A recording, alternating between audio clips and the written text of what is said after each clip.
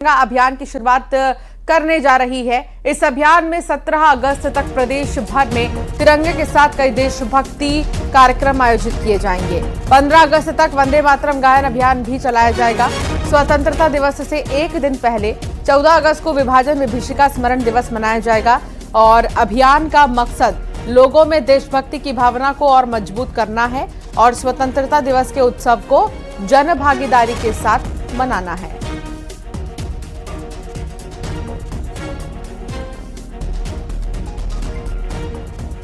9 अगस्त से 17 अगस्त तक ये अभियान चलने वाला है।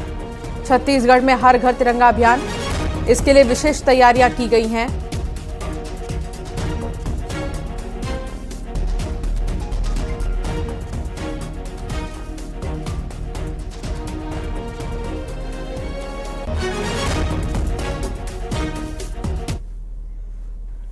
और आइए अब आपको बताते हैं कि कब तक बीजेपी का यह अभियान चलेगा और इस बार बस्तर में क्या कुछ खास रहने वाला है। 7 से 15 अगस्त तक वंदे मातरम गायन होगा और 9 से 17 अगस्त तक हर घर तिरंगा अभियान जो है चलेगा। 17 अगस्त तक आयोजित देशभक्ति कार्यक्रम बस्तर में बीजेपी की खास तिरंगा यात्रा निकलेगी। 10 से 14 अगस्त तक घर घर बीजेपी पहुंचेगी और बस्तर के सभी गांव में तिरंगा फहराया जाएगा। बीजापुर के 33 गांव, सुकमा के 9 गांव शामिल हैं। इसमें नारायणपुर के 9 गांव में पहली बार ध्वजारोहण होगा।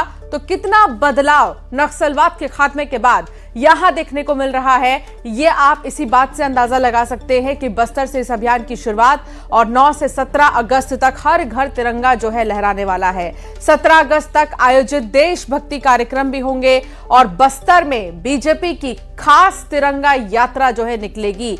10 से 14 अगस्त तक घर घर बीजेपी पहुंचेगी और बस्तर के सभी गांव में जो तिरंगा है वो फहराया जाएगा। बीजापुर के 33 गांव इसमें शामिल है, सुकमा के 9 गांव इसमें शामिल है, नारायणपुर के 9 गांव इसमें शामिल है जिनमें पहली बार ध्वजारोहण होने वाला है। चलिए अब आगे बढ़ेंगे और रायपुर की बात करेंगे, जहां तिरंगा अभियान पर दीपक बैज का बयान आया है। बीजेपी केवल तिरंगे पर राजनीति कर रही है, दीपक बैज ने कहा। ये तिरंगा झंडा का विरोध करने वाले लोग हैं। तिरंगा हमारे देश की शान है। तिरंगा झंडा के नाम से बीजेपी देश की जनता को झूठ फैलाने का काम कर रही है।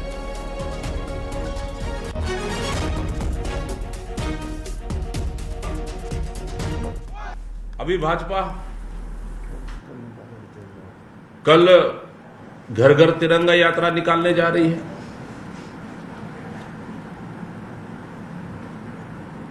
मतलब ये भारतीय जनता पार्टी का एक राजनीतिक प्रोपेगेंडा हो सकता है। तिरंगा हर नागरिक का हक है, उनका अधिकार है, उनकी आन बान शान है और भारतीय जनता पार्टी इस तिरंगे पे राजनीति कर रही है। जो भारतीय जनता पार्टी वो आरएसएस जो 52 से 55 साल तक तिरंगा झंडा नहीं फहराया, ये तिरंगा झंडा को विरोध करने वाले लोग आज अपने आप को देशभक्त बता रहे हैं। मतलब राजनीतिक हमारे देश के झंडे को, हमारे देश की शान को भारतीय जनता पार्टी राजनीति का एजेंडा बना रही है, जबकि तिरंगा हर भारतीय का हक है, अधिकार है। इसलिए ये तिरंगा झंडा के शिक्षकों के ट्रांसफर पर दीपक बैज का बड़ा बयान आया है। शिक्षा सत्र से पहले करना चाहिए था ट्रांसफर, दीपक बैज ने कहा।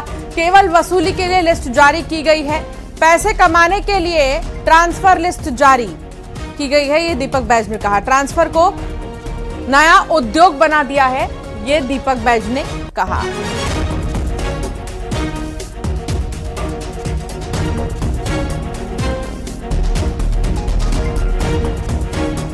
सत्र शुरू हो चुकी है, तिमाही परीक्षा अभी होने वाली है, उसकी तैयारियां चल रही हैं। जबकि सरकार को अगर ट्रांसफर करना है तो गर्मी छुट्टी में करना चाहिए, शिक्षा सत्र से चालू होने से पहले करना चाहिए, लेकिन सरकार ऐसा नहीं कर बच्चों के शिक्षा के साथ खिलवाड़ कर रही है।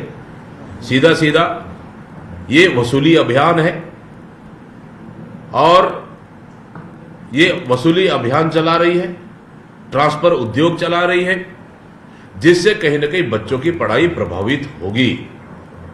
इसलिए ये सरकार सिर्फ पैसा कमाने के लिए ये ट्रांसफर लिस्ट जारी किया गया है। अगर ट्रांसफर करते तो गर्मी या फिर शिक्षा सत्र से शुरुआत। और अमित जी हमारे साथ जुड़ गए हैं कांग्रेस से और साथ ही सुनील जी हमारे साथ है बीजेपी से।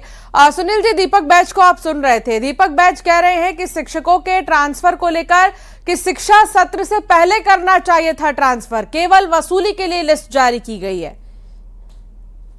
छत्तीसगढ़, देखिए दीपक बैज जी जो है, मुझे लगता है उनका मानसिक संतुलन बिगड़ता जा रहा है। जैसे जैसे कांग्रेस की स्थिति बिगड़ रही है, वैसे दीपक बैज जी की मानसिक स्थिति बिगड़ रही है। अरे शिक्षा व्यवस्था को चुस्त दुरुस्त करना है, बच्चों की पढ़ाई अच्छे से हो और कहीं ना कहीं उसमें पारदर्शिता आए और मेहनत के साथ में हमारे बच्चे जिस प्रकार से पढ़ाई कर रहे हैं वहां तक शिक्षक पहुंचे और व्यवस्था पर्याप्त होनी चाहिए। इसको लेकर के लगातार भारतीय जनता पार्टी की सरकार, माननीय विजय साय जी की सुशासन वाली सरकार काम कर रही है। अब दीपक बैज जी को तो हर चीज में आपत्ति हो गई है। मुझे समझ नहीं आता ये कांग्रेसियों को हर चीज में उद्योग व्यापार क्यों नजर आता है।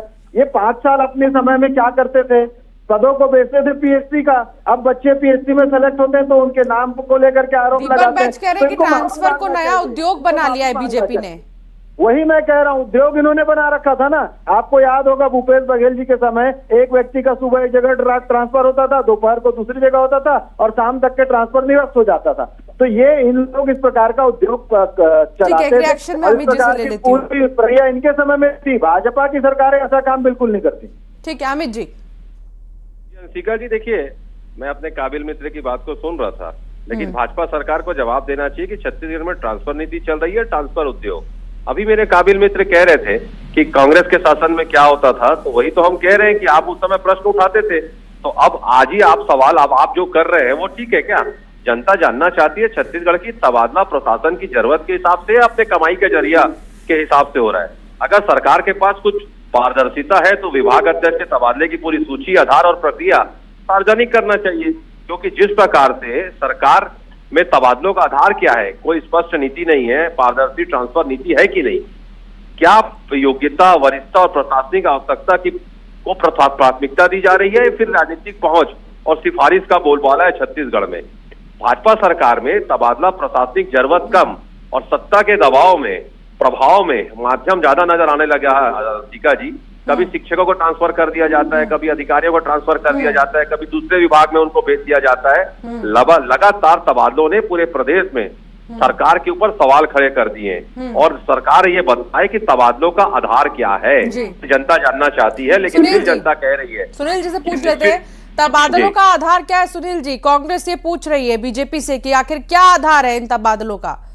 देखिए कांग्रेस के समय में क्या होता था कि इनके नेता जिसको बोल देते थे उसका तबादला हो जाता था, लेकिन अभी स्पष्टता से नीति चल रही है। 365 दिन तबादले के लिए आवेदन लिए जाते हैं। अपने विभाग में वो लोग तबादले के लिए आवेदन देते हैं गुण दोष के आधार पर, कि मान लो किसी का पति पत्नी अलग अलग है या उनके माता पिता की तबीयत खराब है, बच्चों की पढ़ाई है, ऐसे बहुत मानवीय संवेदनाओं के विषय रहते हैं। इन सारे विषयों को लेकर के तबादले लगातार होते रहते हैं। और वर्तमान में यदि हम टीचर्स की बात करें, शिक्षकों की बात करें, तो छात्रों के हित में, स्कूल के हित में, शिक्षा के हित में निर्णय लिया गया है और व्यवस्था को भली भांति सुचारू रूप से मजबूती से चलाया जाए। पर इसमें शिक्षा विभाग में जो ट्रांसफर हो रहे हैं वो बच्चों की भलाई अधिकतम कैसे हो सके, ये दीपक बैज कल फिर खड़े हो जाएंगे कि शिक्षक भी। अमित जी, आधार बच्चों के भविष्य का है, ये कह रही है बीजेपी।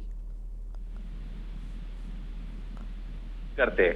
और रही बात, मैं आपके माध्यम से कहना चाहता हूं कि लगातार इनके यहाँ जो चल रहा है ये ट्रांसफर उद्योग पर सरकार से मेरे कुछ सवाल भी हैं, मैं उनको जवाब देना चाहिए।